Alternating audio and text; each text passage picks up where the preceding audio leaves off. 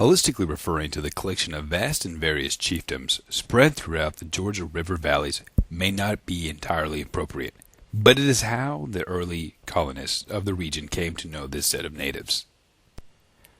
Relations between the white men and the Creek Indians for the better part of the colonial era was favorable. Trading among the two parties maintained harmonious conditions.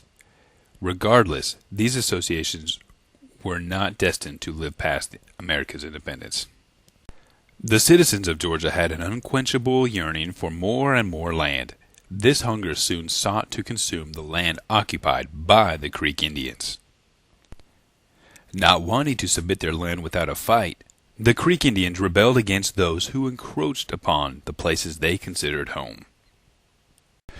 Alexander McGillivray was one who led such insurrections. The fighting between the Creek Indians and the Americans in the latter part of the 1700s would become known as the Oconee War. In 1790, President George Washington appealed to McGillivray to sue for peace. Responding to Washington's request, McGillivray, the principal chief of the Creek Indians, traveled to the nation's capital of New York.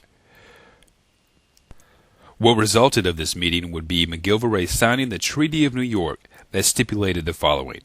The Creek Indians would give up all land east of the Oconee River. In return, the United States promised no white would bother them west of that boundary. The treaty was largely ignored in Georgia. Subsequent treaties over the following years would render more land from the Creek Indians to the state of Georgia.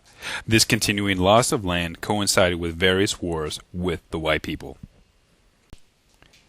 After America became engaged in a battle with England in the War of 1812, a loose confederation of Indians were united together striving to fight for their remaining land.